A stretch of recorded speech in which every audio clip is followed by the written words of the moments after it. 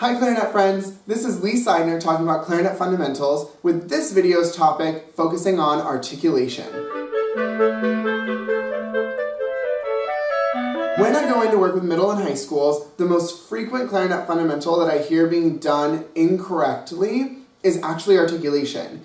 And this makes sense because without some serious medical equipment, we're not able to see what's going on inside of the mouth when we're playing the clarinet. So it's really hard to tell if we're articulating correctly or incorrectly. However, the biggest problem with articulating incorrectly is that it can actually create a snowball effect that will result in a lot of other problems and other clarinet fundamental skills that you may be having. If you're articulating incorrectly, the tongue position is probably not in the right place, which means that it's going to affect pitch, range, tone, all of these important things that we want to make sure are going really, really well to set us up for success when playing the clarinet. The biggest thing that I want to stress in this video is how simple and efficient your articulation should actually be.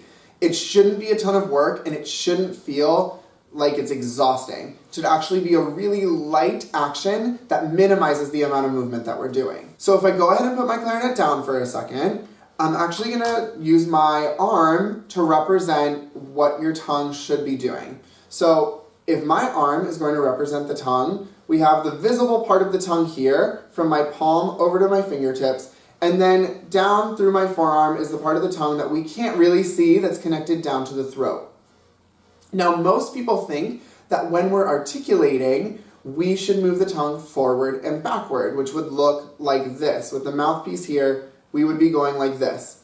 Now we notice when this happens, all of this back part of the tongue is actually having to move back and forth. We're using a much larger muscle group, and it's going to slow down the efficiency of the articulation. We're not going to be able to articulate quickly, and it's going to be really exhausting to do that constant forward motion while we're trying to articulate. If I use my arm as the same model to represent the tongue when articulating correctly, it's actually going to look more like this. With this being the reed and the mouthpiece, the tongue, it's just the tip of the tongue is actually going to move upwards towards the reed, like that. So it's an up and down motion just at the tip. The rest of the tongue is completely stable, nothing is moving, which means that our voicing, which we'll be talking about in a later video, stays consistent while we're articulating, which means that we're not going to chirp, we're not going to crack notes while we're actually articulating. Everything stays really stable to have a beautiful sound. We just have the tongue interrupting the air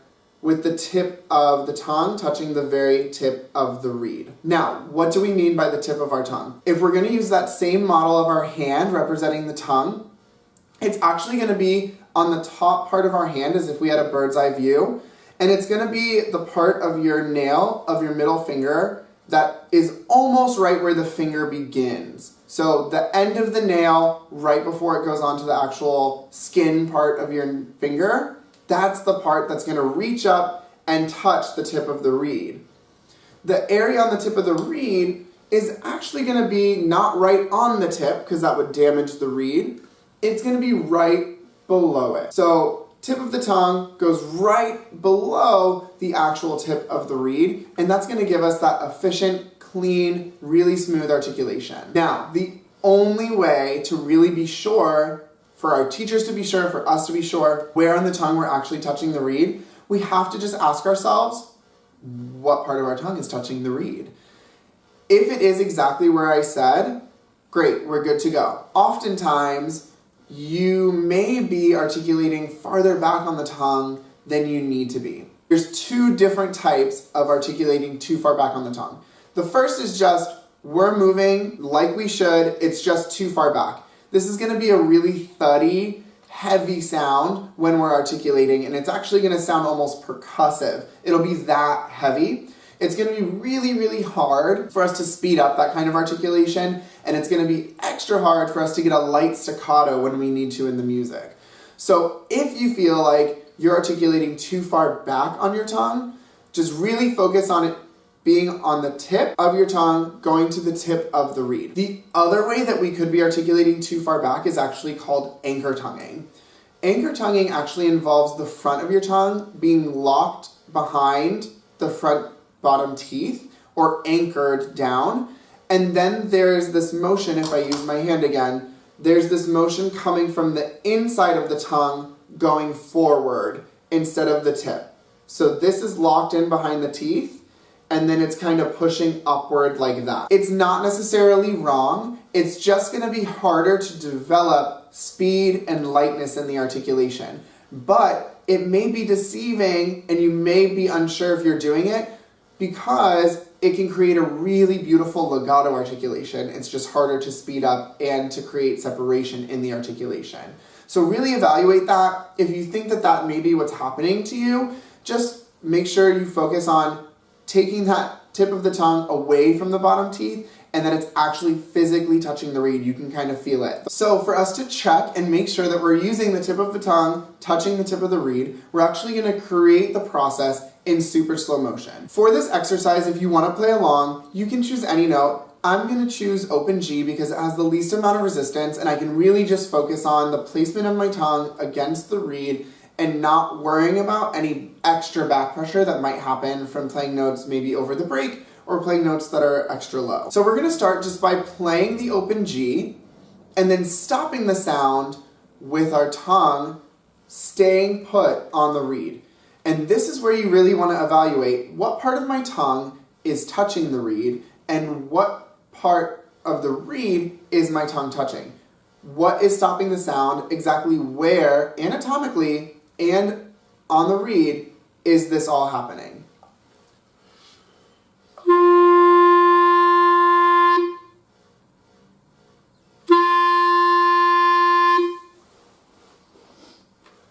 Now, when I played that open G and I stopped the sound, I could feel the tip of my tongue, just like I described, being at the top of my fingernail, if it were my tongue, touching right below the tip of the reed and closing off the opening between the reed and the mouthpiece. As that closed off, I was still pushing the air through, so I could feel the back pressure that was happening. Listen again.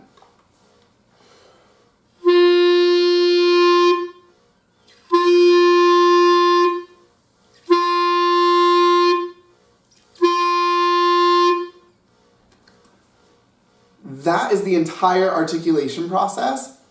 All you do is start speeding it up.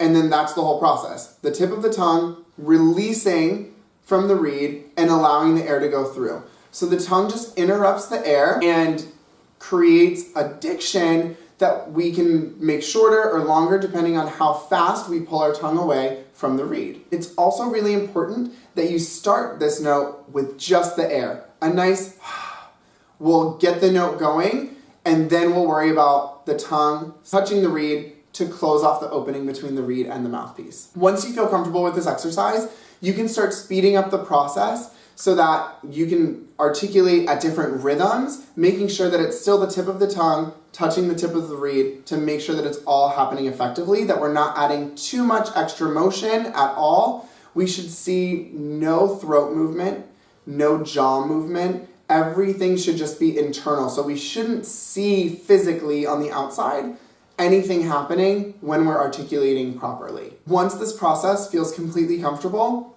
it's just a matter of using the exercises in the videos you can find on this page to speed up the articulation and build your agility and lightness of the articulation so that you'll be able to articulate whatever you need to do.